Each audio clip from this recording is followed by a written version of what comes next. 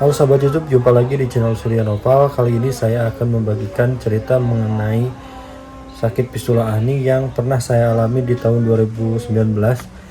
Dan sekarang alhamdulillah saya sudah sembuh. Cerita yang saya bagikan ini adalah berdasarkan pengalaman saya pribadi. Saya ini bukan dokter atau tenaga medis yang ahli dalam kesehatan. Saya ini adalah pasien yang pernah mengalami sakit fistula ani dan sembuh. Nah, ada pertanyaan di kolom komentar di video sebelumnya. Itu berkaitan dengan selama sebelum operasi pernah coba pengobatan apa aja. Nah, ini ya.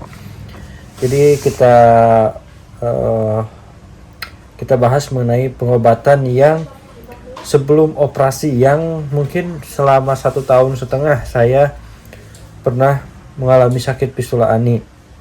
Dan ketika 1,5 tahun itu, mungkin dari teman-teman juga sama ya, itu tidak diam atau tidak melakukan pengobatan, pasti melakukan pengobatan apapun itu yang bisa jadikan solusi supaya sembuh gitu. Awalnya seperti itu, tetapi mungkin berdasarkan pengalaman saya pribadi, obat itu semakin banyak masukan mungkin dari teman-teman, dari keluarga, coba pakai ini, coba pakai ini, coba pakai ini. Nah, dan akhirnya banyak obat yang saya makan, yang saya minum dan saya oles. Nah, ibaratnya gitu. Tapi justru memberikan dampak yang kurang baik ya. Ibaratnya bukan ahlinya tapi dioleskan supaya supaya agak mendingan, nah gitu. Karena kan ketika sakit meradang itu, coba pakai ini, coba pakai ini, coba pakai itu. Nah, ibaratnya seperti itu. Nah, jadi kalaupun teman-teman lihat di sekarang gitu ya, ini bukan obat yang mutakhir atau obat yang kira-kira dapat menyembuhkan fistula ani, tapi ini hanya obat yang sebelum saya operasi. Nah, sebelum saya operasi ada beberapa obat yang kira-kira mungkin teman-teman juga sama pernah memakan obat itu gitu ya, tapi mungkin kurang pas, nah gitu ya, untuk penyembuhan fistula ani gitu ya. Kita bahas dulu yang pertama. Saya Handulum. Nah, tahu Handulum? Mungkin saya akan buatkan di sini ya gambar ya, beserta manfaatnya. Nah, Handulum itu ketika pas fistula aninya itu belum pecah atau masih dalam abses, saya pernah meminum Handulum itu. Dalam arti Handulumnya direbus, dibuatkan semacam kayak teh seperti itu, lalu airnya itu diminum gitu. Dan kata orang-orang setempat atau di kampung saya, Handulum itu bermanfaat untuk menyembuhkan bisul gitu ya, menyembuhkan bisul. Karena kan pas awal saya kena fistula ani itu lukanya belum pecah, jadi yang taunya yaitu bisul gitu.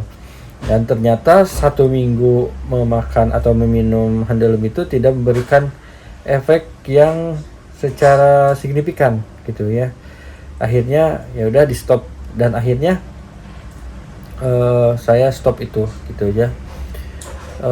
Mungkin teman-teman juga pernah mengalami itu ya, bahwa obat ini berkhasiat, mungkin ini obat tradisional ya, Handulum itu, tapi tidak memberikan efek yang secara signifikan untuk penyembuhan fistula ani gitu.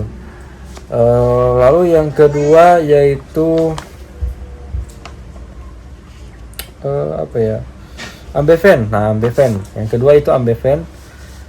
Ketika pas awal terasa berdenyut gitu, dikiranya itu adalah ambeien ya, maka saya taunya bahwa ambeien itu obatnya ya Ambeven gitu. Ketika lihat di tayangan televisi atau iklan gitu, ada menayangkan ambeien gitu, obatnya Ambeven. Nah, itu saya beli di apotek gitu, karena dikira itu ambeien karena kan lukanya di dekat anus dan meradangnya di dekat anus karena kan posisinya belum pecah, itu masih berupa abses gitu. Jadi saya kira itu ambeien.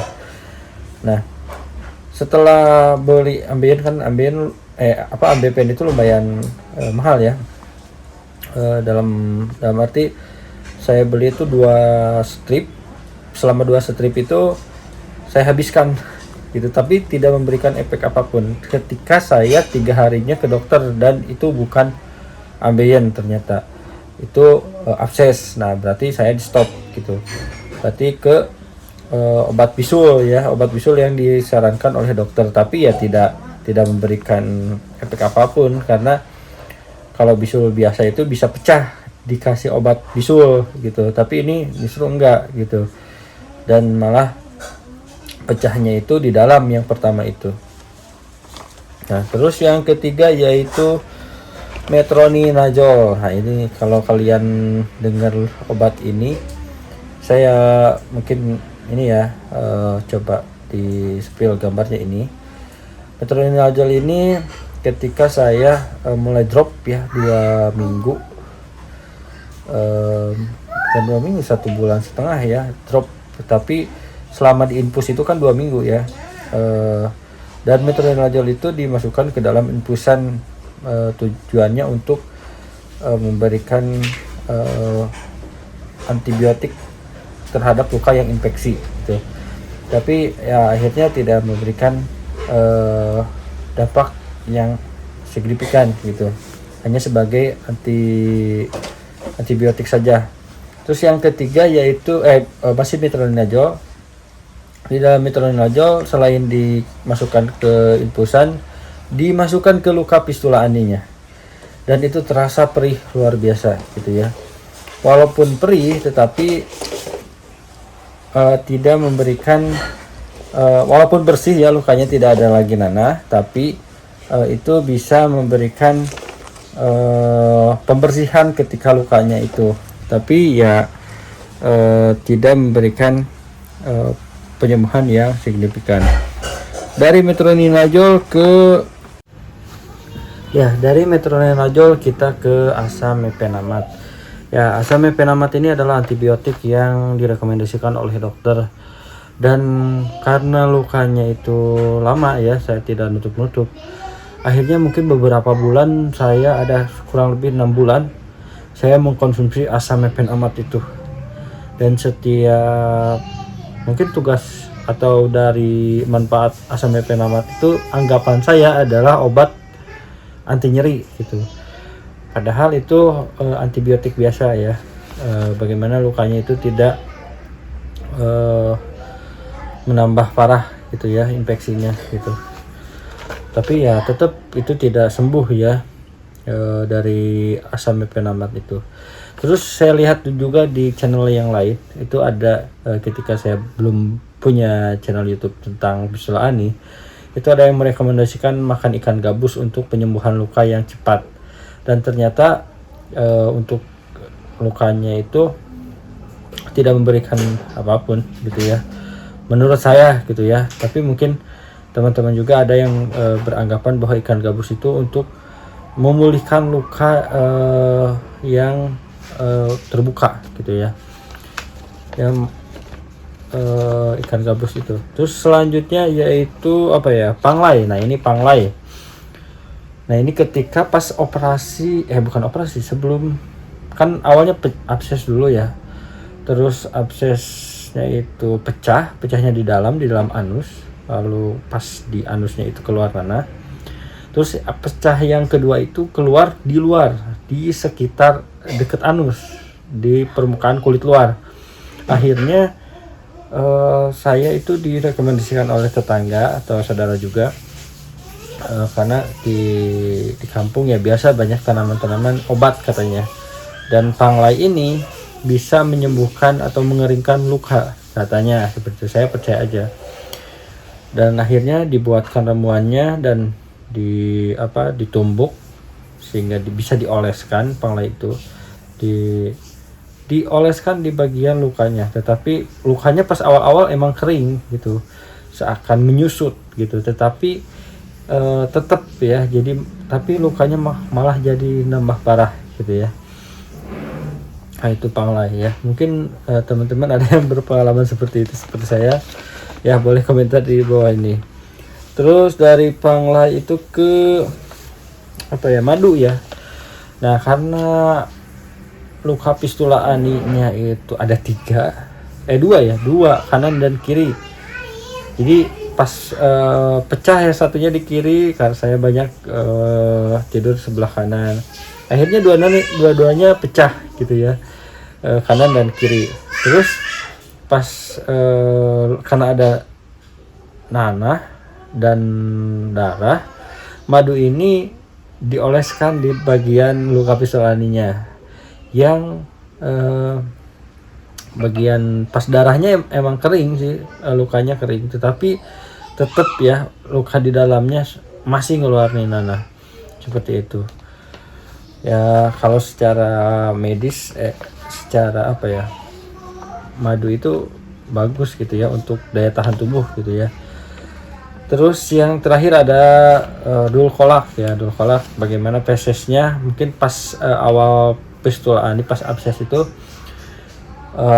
pas awal-awal itu saya 1 minggu gak BAB gitu, dan akhirnya minum dulkolak di yang tablet ya.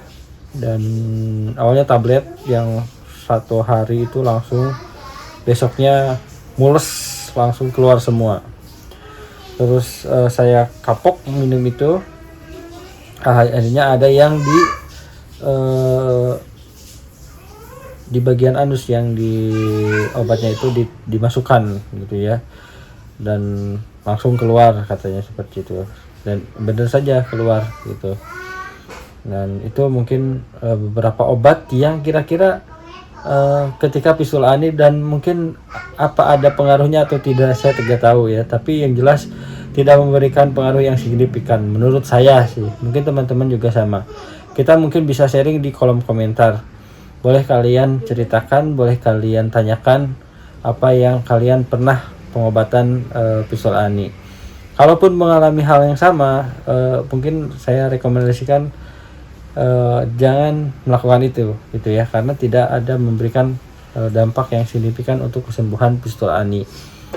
Tetap selama 1,5 tahun itu saya tidak diam ya, tidak melakukan tindakan pengobatan gitu ya. Tetap melakukan pengobatan, tetapi pengobatan yang sudah saya sebutkan tadi itu gitu. Jadi ya seadanya, sebisanya gitu ya.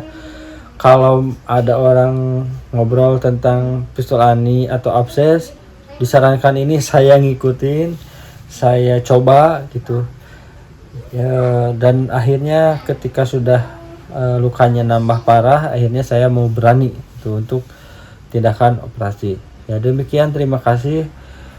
Kalau ada pertanyaan boleh komentar di bawah ini ya, kita sharing saja. Dan kalaupun ada rekomendasi yang lain, mungkin tergantung lukanya juga ya. Terima kasih. Wassalamualaikum warahmatullahi wabarakatuh.